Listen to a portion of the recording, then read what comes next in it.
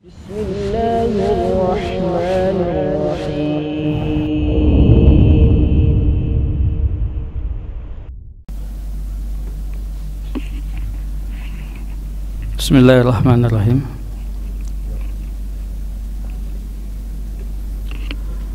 Assalamualaikum warahmatullahi wabarakatuh. Innal hamdalillah nahmaduhu wa nasta'inuhu wa nastaghfiruh wa nastahdihi wa natubu ilaihi wa na'udzu billahi min shururi anfusina wa sayyiati a'malina. May yahdihillahu fahuwal muhtad wa may yudlil falan tajida lahu waliyyan mursyida. Asyhadu an la ilaha illallah wahdahu la syarika lah. Lahul mulku wa lahul hamdu yuhyi wa yumitu wa huwa ala kulli syai'in qadir. Wa asyhadu anna Muhammadan abdullahi wa rasuluhu wa khalil wa safiyyuh alladzi addal amanah wa balagha risalah wa nasal ummah wa jahada fillahi haqqa jihadih. Salawatullahi rabbi wa salamuhu wa barakatuhu alaihi wa ala alihi wa ashabihi wa man sara ala nahji ila yaumiddin, summa ma ba'd. Faqala tabaraka wa ta'ala ya ayyuhalladzina amanu taqullaha haqqa tuqatih wa la tamutunna illa wa antum muslimun. Summa ma ba'du, fa inna ahsanal hadisi kitabullah wa khairal huda huda nabiyina Muhammadin sallallahu alaihi wa alihi wasallam. Syarrul umuri muhdatsatuha, fa inna kulla muhdatsatin fid dini bid'ah wa kulla bid'atin dalalah, kulla dalalatin finnar. Allahumma inna nas'aluka ilman nafi'an wa rizqan thayyiban wa amalan mutaqabbala. Allahumma inna na'udzubika min ilmin la yanfa' wa min qalbin la yakhsha wa min nafsin la tashba' wa min da'watin la istajaba laha. Allahumma 'allimna ma yanfa'una wanfa' bima 'allamtana wa zidna ilma. Allahumma aslih lana syu'unana kullaha wa la takilna ila anfusina tarfata ain. Rabbana taqabbal minna innaka antas samiul alim wa tub alaina innaka antat tawwabur rahim. Ikhwani wa akhwati al-ahibba rahimani wa rahimakumullah, jamaah salat zuhur Masjid Babu Salam yang dimuliakan Allah Subhanahu wa taala. Sejenak setelah kita menunaikan kewajiban salat zuhur kita berjamaah, semoga Allah menerimanya, sejenak kita duduk di majelis ilmu, majelis zikir yang juga merupakan kewajiban kita untuk menuntut ilmu agama, menuntut ilmu syar'i. Semoga ilmu yang kita pelajari menjadi ilmu yang bermanfaat untuk kita, yang dapat menambah keimanan dan ketakwaan kita pada Allah Subhanahu wa taala. Allahumma amin ya rabbal alamin. Maka alhamdulillah, segala puja dan puji bagi Allah tabaraka wa taala atas berbagai limpahan nikmatnya, rahmat dan karunia-Nya, keberkahan, keutamaan dan kebaikan yang sangat banyak, tidak terhingga, tidak terbilang. Tidak lupa salawat dan salam kita limpahkan, kita haturkan ke hadirat baginda Nabi Muhammad sallallahu alaihi wasallam beserta keluarga beliau, sahabat beliau dan umat beliau hingga akhir zaman. Para jemaah sekalian yang dimuliakan Allah Subhanahu wa taala, tidak terasa kita sudah berada di pertengahan bulan Rajab, 16 Rajab 1446 Hijriah, yang artinya beberapa hari ke depan, 1,5 bulan ke depan, kita akan kedatangan tamu istimewa bulan Ramadan, bulan yang penuh dengan keberkahan dan kemuliaan. Semoga Allah panjangkan umur kita, Allah berikan kesehatan untuk kita, Allah berikan kekuatan agar kita dipertemukan dengan Ramadan dan dapat memakmurkan Ramadan dengan berbagai amal-amal ibadah kita pada Allah. Allahumma amin ya rabbal alamin. Para jemaah sekalian yang dimuliakan Allah Subhanahu wa taala, pengkajian dan pembahasan kita di kitab At-Tamhid li Syarh Kitab At-Tauhid alladzi huwa qul alal abid kal fadlat Syekh Shalih bin Abdul Aziz bin Muhammad Al Syekh hafizallahu taala sampai di bab yang ke-37 tentang ketaatan. Tentang ketaatan dalam konteks penyebab seorang hamba dapat terjerumus ke dalam kesyirikan ataupun kekufuran disebabkan ketaatannya. Kita juga pernah membahas tentang masalah kecintaan, ya. Lalu di sana dapat menyebabkan seseorang terjerumus ke dalam kesyirikan ataupun kekufuran. Demikian pula halnya dengan ketaatan. Ya, taat, ya. Nah, bagaimana taat dan patuh itu kok bisa yang menjerumuskan seseorang ke dalam kekufuran atau kesyirikan? Sudah barang tentu taat yang tidak pada tempatnya, ya, taat yang tidak sesuai dengan apa yang seharusnya dia taat atau dia taati, begitu. Ya, kita teringat dengan firman Allah Subhanahu wa taala, ya ayyuhalladzina amanu atiillaha wa atiir rasul wa ulil amri minkum. Hai orang yang beriman, taatlah kepada Allah, taatlah kepada Rasul dan ulil amri, pemimpin di antara kalian. Terkait dengan ayat yang mulai ini, surat An-Nisa ayat 59. Ya, surat An-Nisa ayat 59 ini Syekh Abdul Rahman As-Sa'di rahimahullah taala di kitab tafsir beliau Taisir Kalimir Rahman, ya, fi tafsir Kalamil Mannan, itu menyebutkan sebagian besar para ulama menafsirkan bahwa hikmah Allah Subhanahu wa taala dalam ayat ini ketika mengulangi kalimat taat untuk Allah dan Rasulnya dan tidak mengulangi kalimat taat kepada ulil amri. Hal itu menunjukkan bahwa ketaatan kepada Allah dan Rasulnya secara mutlak disebut dengan ta'ah mutlaqah, ya, tanpa penawaran, mutlak. Alasannya karena Allah dan Rasulnya memerintahkan kepada yang baik dan melarang dari yang jelek. Ini sudah pasti hukum ini, absolutely, ya, sudah pasti Allah dan Rasulnya itu memerintahkan pada yang baik dan melarang dari yang jelek, sehingga ketaatan kepada Allah dan Rasulnya mutlak. Sementara ulil amri, sebagaimana juga diterangkan oleh Ibnu Abbas radhiyallahu anhu, mereka adalah orang-orang yang mengurus urusan-urusan manusia terkait dengan agama mereka dan dunia mereka, yaitu para ulama dan umara.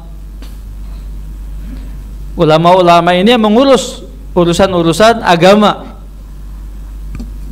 sementara umara, ya, para pejabat pemerintahan, pemimpin-pemimpin itu mengurus urusan-urusan duniawi. Ketaatan kepada mereka tidak mutlak, tetapi ketaatan yang bersyarat. Dalam bahasa disiplin ilmu fikih disebut dengan ta'ah muqayyadah, yang terikat dengan syarat. Apa persyaratan ketaatan kepada ulil amri itu? Innamat ta'atu fi ma'rufin. Ketaatan pada mereka dengan syarat dalam hal yang ma'ruf, dalam hal yang baik, dalam hal yang tidak bertentangan dengan syariat agama, tidak bertentangan dengan perintah Allah dan Rasulnya, ya. Sehingga kaidahnya begitu, innamat ta'atu fi ma'rufin, ketaatan itu dalam hal yang ma'ruf. Fi riwayat la ta'ata li makhluqin fi ma'syatil khaliq, tidak ada ketaatan kepada makhluk dalam rangka bermaksiat kepada al-khaliq, ketika perintah ulil amri itu bertentangan, ya, atau berisi maksiat terhadap perintah Allah dan Rasulnya, maka tidak ada kewajiban untuk mentaati perintah-perintah tersebut. Artinya apa di sini? Kita memiliki dua sifat bentuk ketaatan. Yang pertama taat mutlak, yang kedua taat muqayyad. Taat tanpa penawaran, tanpa pilihan, ya, yang mutlak sifatnya, yaitu kepada Allah dan Rasulnya. Sementara taatannya muqayyad, yang bersyarat, adalah kepada ulil amri ketika perintah-perintah mereka dalam hal yang ma'ruf, yang tidak berisi maksiat, tidak berisi atau tidak bertentangan dengan perintah Allah dan Rasulnya. Kemudian dalam konteks yang lain, ketaatan yang bersinggungan dengan hak Allah Subhanahu wa ta'ala, yaitu penetapan halal dan haram. Penetapan halal dan haram, gitu. Bahwa hukum halal dan haram itu hak mutlak di tangan Allah Subhanahu wa ta'ala, sehingga disebut dengan hakul istiqlal, independen, ya, milik Allah, ya, atau prerogatif milik Allah ini, penetapan halal dan haram. Rasulullah sallallahu alaihi wasallam sebagai penyambung lidah atau penyampai risalah, ya, yang kita akan sebut juga dengan tabligh, atau sebagai pemegang mandat dalam menyampaikan yang halal dan yang haram.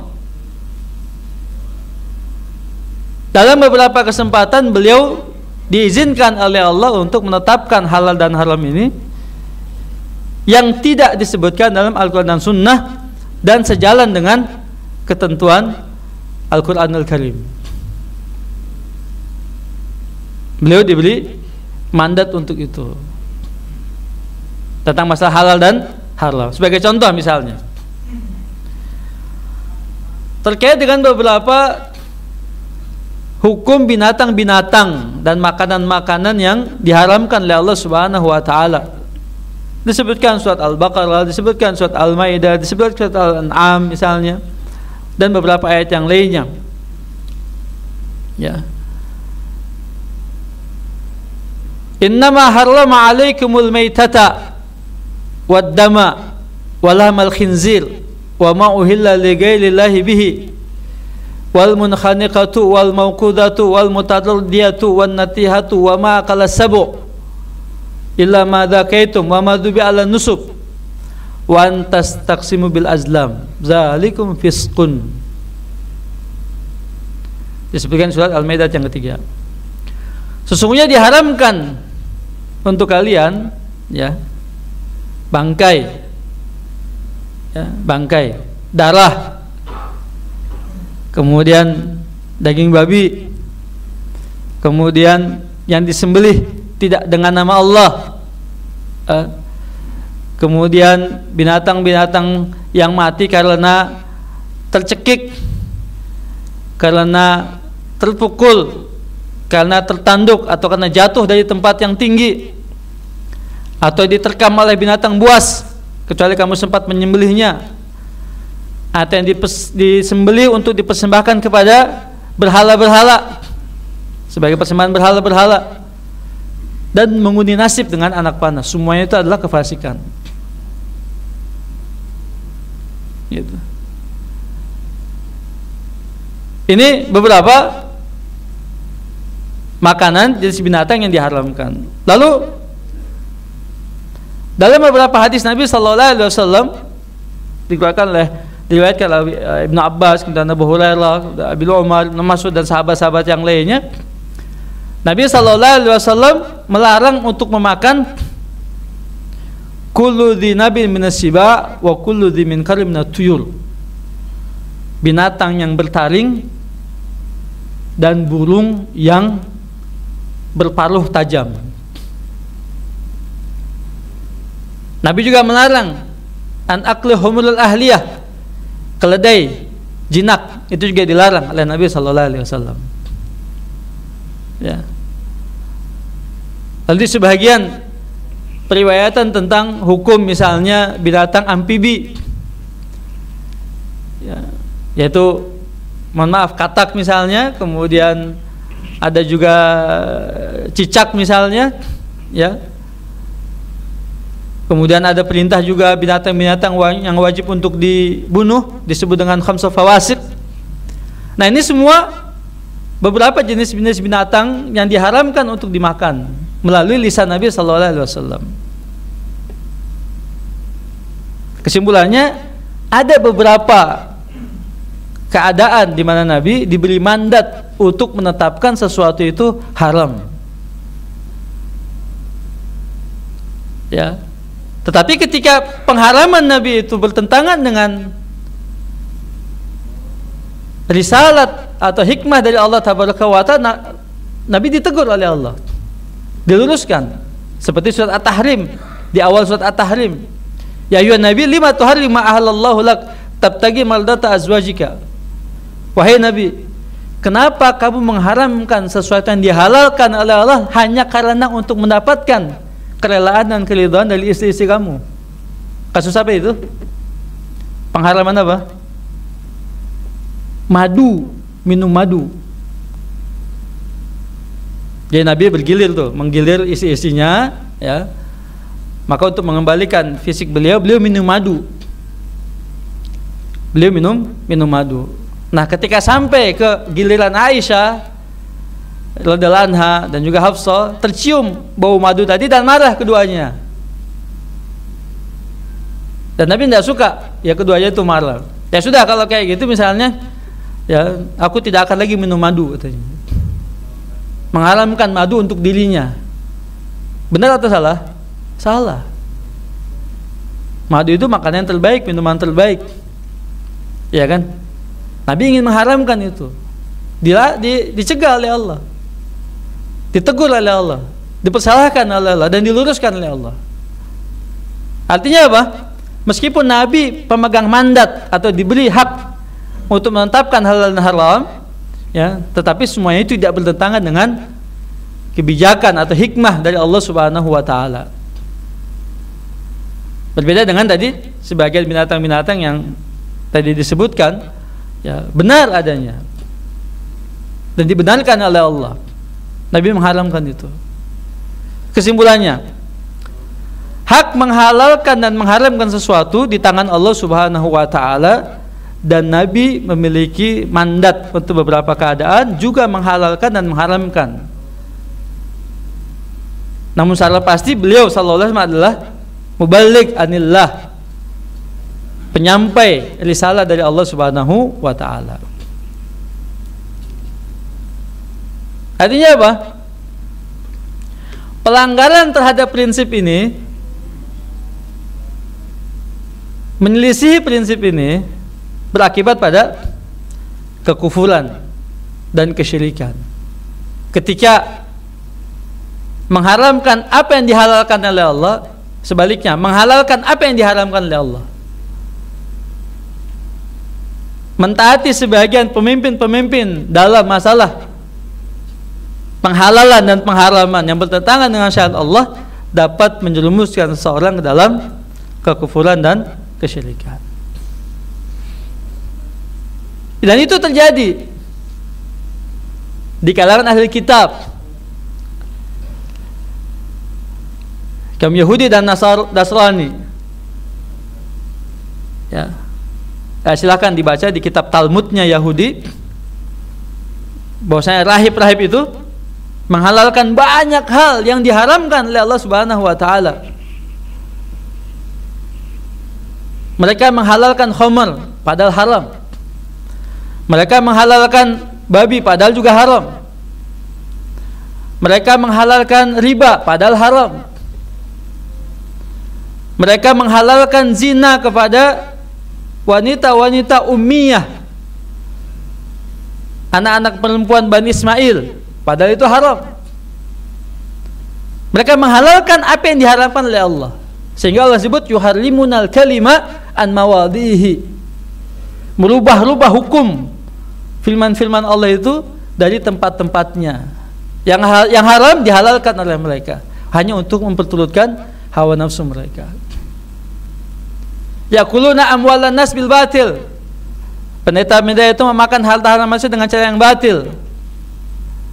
Ya, jelas Allah mengharamkan tapi dihalalkan oleh mereka, begitu. Ya, itu siapa? Kaum Yahudi. Sementara kaum Nasrani, ketika Nabi sallallahu alaihi wasallam membaca firman Allah, ittakhadhu ahbarahum wa ruhbanahum arbaba min dunillah wal masih ibn Maryam wa ma umiru illa liya'budu ilahan wahida la ilaha illa huwa subhanahu amma yusyrikun. Surat At-Taubah 31. Mereka ahlul kitab Yahudi dan Nasara menjadikan pendeta-pendeta dan rahib-rahib mereka sebagai tandingan-tandingan bagi Allah, sesembahan-sesembahan yang lain bagi Allah. Ya, siapa? Rahib-rahib dan pendeta-pendeta dan rahib-rahib. Jadi kalau pendeta itu ahli ilmunya lah, ya, ulamanya begitu. Kalau rahib itu pemimpin ritual, ya, ahli ibadahnya. Ya, Yahudi dan Nasrani menjadikan para rahib-rahib itu, pendeta-pendeta itu sebagai tandingan Allah. Kan begitu kan? Ya, silakan baca di Talmud itu, ya, sudah menyebar itu. Ya, kitab hitamnya Yahudi. Ya, begitu pula sama dengan Injil-Injil itu yang ditafsirkan oleh para paus. Jika ingin melihat kepada kebenaran yang ada. Ketika Nabi membacakan ayat ini, kebetulan adalah salah seorang sahabat Adi bin Hatim At-Ta'i radhiyallahu anhu yang baru masuk Islam, ya, yang asalnya beliau adalah seorang Nasrani, ya, baru masuk Islam, ya, agak sedikit protes lah. Kata sahabat Adi bin Hatim radhiyallahu anhu, katanya, ya Rasulullah, inna lasna na'buduhum, kami tidak menyembah mereka, katanya. Kami tidak menyembah mereka. Ya, mungkin yang dimaksud adalah sujud begitu. Sujud, ya, di depan pendeta-pendeta ini dia sujud gitu misalnya, ya, nyembah-nyembah begitu misalnya, ya.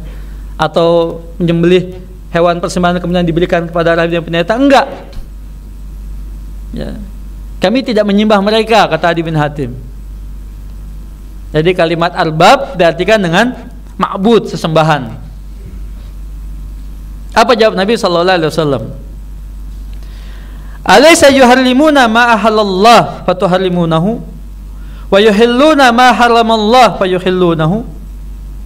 Bukankah mereka, para pendeta dan rahib itu, mengharamkan apa yang dihalalkan Allah, lalu kalian juga ikut mengharamkannya? Dan mereka menghalalkan apa yang diharamkan Allah, lalu kalian juga ikut menghalalkannya? Kata Abi Dhahab, iya, kalau itu iya, katanya. Ya, karena otoritas menghalalkan dan mengharamkan ada di tangan para pendeta itu. Tergantung apa kata para pendeta itu, yang menyelewengkan tadi, ya, ayat-ayat Allah atau firman-firman Allah dalam kitab-kitab mereka, Taurat dan Injil. Kemudian Nabi menegaskan, fatilka ibadatuhum, itulah yang dimaksud dengan peribadatan, penyembahan kepada mereka dalam mentaati kehalalan dan keharaman sesuatu yang bertentangan dengan syariat Allah Subhanahu wa ta'ala. Nah, ini disebut dengan syirkut ta'ah. Syirku at-ta'ah, ketaatan. Ya, yang dapat menjurumuskan seorang kepada kekufuran. Ya, Nabi menyebut itulah ibadah. Mengikuti penghalalan dan pengharaman tanpa dalil itu ibadah. Gitu. Sekedar ikut-ikutan saja, taklid saja. Dan ternyata itu bertentangan dengan agama. Ya.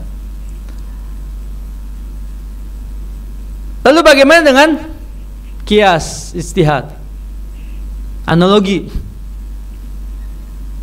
Kias itu ijtihad atau analogi. Kias atau ijtihad ya atau analogi itu juga itu ada prosedurnya. Ya. Ada metodologinya. Ya. Nah, siapa yang mengikuti metodologi dan prosedur kias analogi yang benar, maka ijtihadnya dapat dibenarkan, dapat diterima.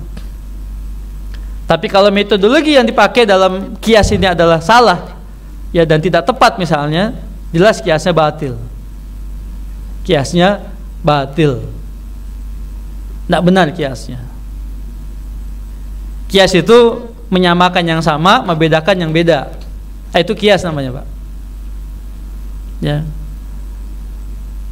Seperti misalnya kias yang batil itu mengkiaskan laki-laki dan perempuan dalam hak warisan dengan dalih emansipasi misalnya. Tidak benar kan? Ya. Itu kias ma'al farik namanya. Itu kias yang batil. Ya. Metodologinya salah, batil, keliru dan tidak bisa dibenarkan, tidak bisa diterima. Begitu. Kemudian analogi mengkiaskan perkara-perkara gaib ya dengan perkara-perkara real, nyata misalnya. Al-ghaib dan syahadah. Perkara-perkara misalnya mengkiaskan kehidupan di alam barzah dengan kehidupan di atas dunia, ada permukaan bumi, di bawah bumi dengan permukaan bumi. Lalu disamakan model kehidupannya. Nah, itu kias ma'al farik namanya. Batil juga sama. Tidak bisa dibenarkan.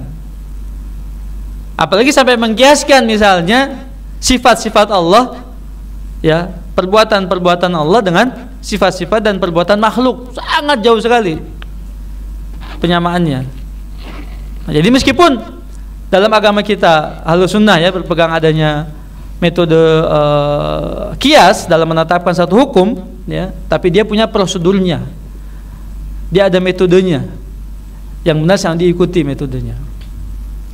Ya, seperti misalnya zaman kita sekarang untuk menetapkan hukum ya, sebagian obat-obatan psikotropika misalnya diharamkan, narkoba dikiaskan dengan khamr, dengan hukum khamr. Nah, itu betul dalam pengharamannya, gitu kan? Karena keduanya memiliki efek yang sama, menghilangkan akal. Baru benar kiasnya. Berapa tahun yang lalu, 3-4 tahun yang lalu sempat geger itu di salah satu disertasi UIN Jogja kalau saya tidak salah ya, yang mengkiaskan antara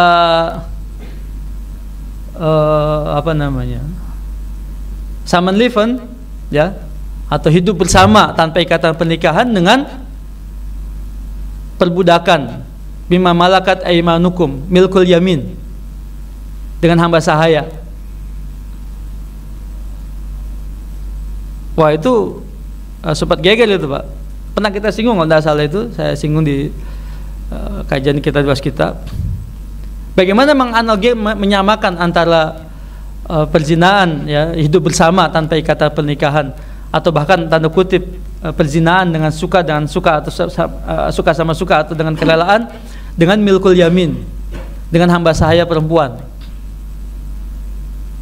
ya, itu dalilnya ya, jelas kan tidak benar itu kan ya. Kias atau analogi ma'al farik, jadi batil kiasnya, analoginya. Tapi lolos itu, lolos dan lulus itu disertasi tadi. ya. Dan begitu seterusnya. Jadi kesimpulannya di sini adalah bahwa dalam masalah ketaatan kepada manusia, siapapun orangnya, ya harus ditimbang kesesuaian dengan kitab Allah dan sunnah Nabi sallallahu alaihi wasallam. Sehingga kelanjutan dari ayat An-Nisa tadi, ya ayyuhalladzina amanu atiillaha wa atiir rasulahu ulil amri minkum fa in tanaza'tum fi syai'in farudduhu ilallahi war rasul in kuntum tu'minuna billahi wal yawmil akhir zalika khairun wa ahsanu ta'wila. Dan jika kalian berselisih tentang sesuatu apa saja, kembalikan, rujuk, lihat, ya, jadikan sebagai referensi kitabullah dan sunnah Nabi sallallahu alaihi wasallam, ilallah wa rasul, kepada Allah dan Rasulnya, ditimbang, ya, dengan Al-Quran dan sunnah. Demikianlah cara yang terbaik, ya, untuk menyelesaikan satu perbedaan pandangan, perbedaan pendapat di antara kita, ya, terutama di kalangan sesama kaum muslimin, begitu. Sehingga banyak ulama-ulama kita berwasiat dalam masalah ini, berpijak kepada firman Allah di awal surat Al-Hujurat. Allah berfirman, ya ayyuhalladzina amanu la tuqaddimu baina yadayillahi wa rasulih. Hai orang yang beriman, janganlah kamu mendahului ketetapan Allah dan Rasulnya dalam menetapkan satu hukum.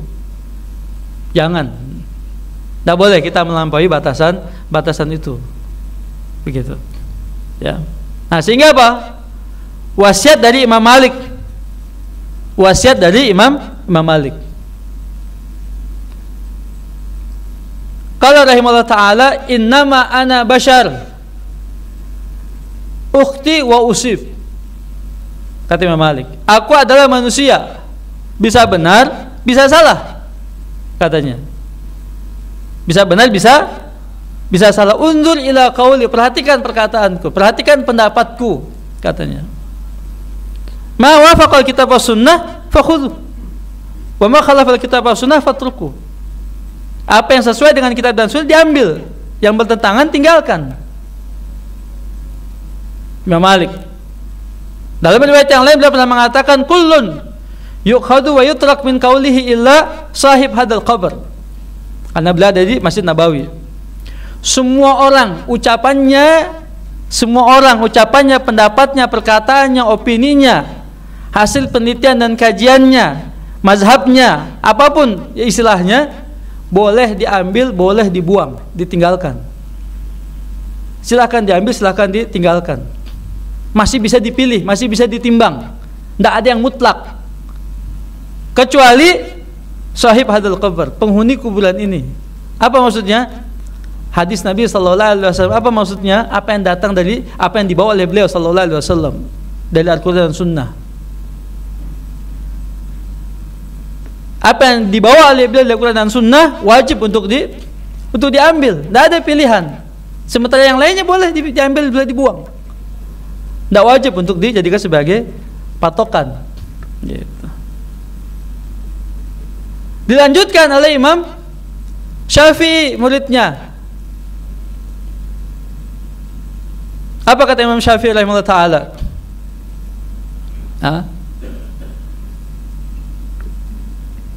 Idza khalafa qaulil hadis khudh bil hadis wa tarah qauli alal jidar. Jika perkataanku menyelisih hadis, kata Imam Syafi'i, jika perkataanku menyelisih hadis, ambil hadis itu, lemparkan pendapatku, perkataanku ke dinding. Tidak usah dilihat, tidak usah diambil, dibuang saja. Tidak ada yang fanatik kepada, ya, perkataan-perkataan para imam, para ulama, tidak ada. Ya. Kemudian Imam Ahmad juga pernah mengatakan, ajibtu liqaumin araful isnad wa sihhatahu yadhhabuna ila ra'yi Sufyan.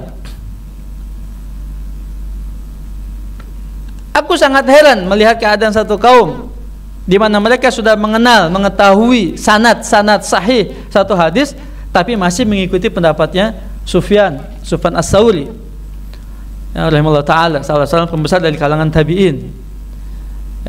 Ya, beliau juga punya istihad-istihad tersendiri dan juga banyak pengikut-pengikutnya.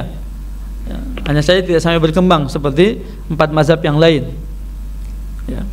Ibnu Abbas juga pernah mengatakan sebelumnya, yushiku an tanzila alaikum hijarah minas sama, aqulu qala Rasulullah sallallahu alaihi wasallam wa taquluna qala Abu Bakar Umar.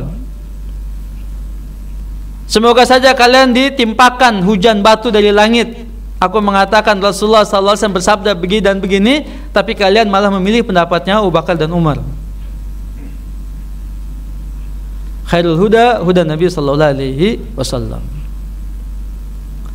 Jadi ikhwan sekalian yang dimuliakan Allah tabaraka wa taala, tidak ada kami mengajarkan untuk fanatisme kecuali kepada Allah dan Rasulnya. Ta'assub, fanatisme itu hanya kepada Allah dan Rasulnya sallallahu alaihi wasallam, tidak kepada mazhab, tidak kepada para ulama, tidak kepada para syekh, tidak kepada para guru, tidak kepada para imam-imam, ya, tidak. Tapi fanatisme itu kepada Allah dan Rasulnya, Alkitab dan Sunnah. Para ulama membantu kita untuk mengenali kitab dan sunnah, maka kita wajib untuk menghormati mereka. Wajib menghormati para sahabat-sahabat Nabi, wajib menghormati para imam-imam mazhab, wajib menghormati para ulama-ulama, ulama-ulama ahli hadis, ulama fikih, ahli istihad, muhakkik, wajib menghormati mereka, membantu kita memahami kitab dan sunnah. Tapi bukan apa yang mereka katakan itu sebagai pegangan kita, yang kita pegangan sebagai kitab dan sunnahnya. Mereka membantu kita untuk sampai kepada kitab dan sunnah itu. Karena kalau kita sendiri yang nyari, tidak akan sampai. Kita tidak punya alat untuk itu, gitu kan? Contoh misalnya, ini juga sering nih sebagian teman-teman dari beberapa aktivis dakwah juga suka naif mengatakan pada kami, ya, antum mengajarkan pada kitab dan sunnah lalu meninggalkan kitab-kitab mazhab. Ya. Coba sekarang tunjukkan, sebutkan dalil Quran dan sunnah tentang rukun-rukun sholat. Rukun-rukun sholat ada berapa tuh rukun-rukun sholat? Belum tentu dapat tuh sehari, semalam, seminggu, 2 minggu, sebulan, 2 bulan, setahun, 2 tahun, ya. Belum tentu kita langsung rujuk kitab dan sunnah itu dapat, karena kita tidak punya alatnya, tidak punya ilmunya, tidak punya tangga untuk sampai ke atas itu mengetahui semua itu, gitu kan? Lebih mudah mana antum buka kitab mazhab, kitab mazhabnya Hanafi, Maliki, Syafi'i, Hambali. Kita buka kitab-kitab fikih mereka, langsung dapat, langsung ketemu tuh rukun-rukun sholat. Mudah tidak? Mudah. Itu maksudnya. Ulama-ulama gitu membantu kita mengantarkan untuk sampai kepada kitab dan sunnah, memudahkan kita untuk beribadah pada Allah tabaraka wa taala. Ya kan? Wajib kita untuk menghargai para ulama-ulama kita itu. Tapi bukan itu dijadikan sebagai asal pokok pegangan, itu bukan. Yang jadi pegangan, pokok pegangannya adalah kitab dan sunnahnya. Begitu. Itu yang jadi sebagai pegangannya, pokok pegangannya.